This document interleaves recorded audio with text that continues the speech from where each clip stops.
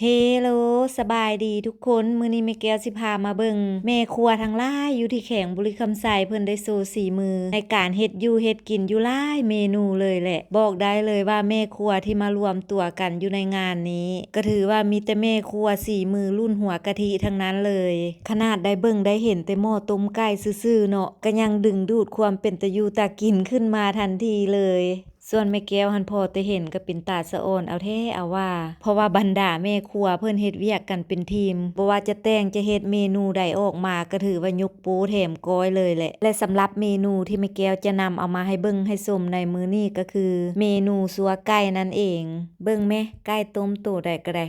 ตักออกมาก็มีแต่ตัวตุ้ยๆใหญ่ๆเอกๆเลยแหละขนาดบ่ทันได้เฮ็ดได้ปรุงเบิ่งซื่อๆก็ยังน้ำลายไหลเลยแม่แก้วนะเพื่อเพิ่นเฮ็ดเพิ่นปรุงแล้วจักสิซ้ำใดเนาะตักออกใส่3ออกอายทวนกลิ่นหอมห่วยๆซะแม่แก้วก็อยากให้โทรศัพท์รับกลิ่นได้เด้เนาะถ้ารับกลิ่นได้ป่านนี้กลิ่นอายของต้มไก่ก็น่าจะทะลุจอออกไปหาทุกคนที่รับเบิ่งรับชมวิดีโอนี้ไปทั่วทิพย์ทั่วแดนเลยแลเนาะแต่สำหรับในการเฮ็ดเมนูนี้เนาะหลังจากที่ต้มไก่สุกดีแล้วตักออกพักไว้ให้มันเย็นหลังจากนั้นเนาะก็นำมาตัดตอนก็จะตัดตอนบ่ให้ใหญ่แล้วก็บ่ให้น้อยหลายเกินไปตัดตอนพอดีคำนี่แหละเนาะแต่ถ้าผู้ใดบ่มักตัดเป็นต้นแบบนี้เนาะก็สามารถจีกเอาแต่ซีนมันก็ได้หลังจากที่ตัดต้นแล้วเนาะก็นำมาปรุงเครื่องปรุงใส่สำหรับเครื่องปรุงเนาะก็จะมีมะเขือหัวผักบัวหัวผักเทียมแล้วก็หัวขิงที่จี้ไฟสุกดีแล้วนำมาตำให้แหลกละเอียดแล้วก็ตักใส่ไก่ที่เฮาเตรียมไว้ได้เลยตามด้วยการใส่เครื่องปรุงรสด้วยเกลือเป้งนัวแล้วก็น้ำป่าลงไป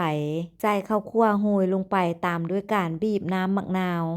ส่วนน้ำมะนาวเนาะก็จะใส่เป็นหน่วยสดๆแบบนี้แหละบีบน้ำลงไปเวลาเฮาใส่มะนาวที่เป็นหน่วยสดแบบนี้เนาะมันจึงมีความแซ่บความหอมดีหลังจากที่ใส่เครื่องทุกอย่างลงไปกะว่าพอแล้วเนาะก็ทำการคนการซาวเฮ็ดมือเบาๆค่อยๆซาวไปค่อยๆนวดไปซาวไปจนกะว่าได้แล้วเนาะก็ชิมรสชาติเบิ่งถ้าบ่พอดีอันใดก็สามารถเติมลงไปอีกได้ถ้าว่าได้แล้วเนาะก็ตามด้วยการโรยหอมแพรวลงไปเวลาเฮ็ดสัวไก่เนาะสิ่งที่ขาดบ่ได้นั้นก็คือหอมแพรวหรือว่าผักแพรวนี่แหละเพราะว่า2อย่างนี้ถือว่าเป็นอีหยังที่เข้ากันสุดๆเลยแหละหลังจากที่ใส่หอมแพรวลงไปแล้วเนาะก็เฮ็ดมือเบาๆค่อยๆยุงหรือว่าค่อยๆซาวแบบยุงขึ้นยุงลงซาวไปจนกะว่าหอมและเครื่องทุกอย่างมันเข้าเนื้อเข้าในกันดีๆแล้วก็ถือว่าได้แล้วเนาะเป็นจังใดทุกคนสำหรับเมนูสัวไก่ที่แม่แก้วนำมาให้เบิ่งให้ชมในมื้อนี้สีสันหน้าตาเป็นตาแซ่บตากินตาซีมอยู่บ่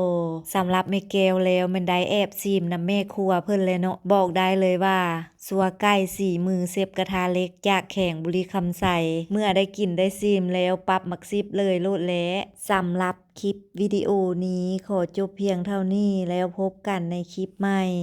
ก่อนไปขออวยพรให้ทุกคนจงใช้ชีวิตใน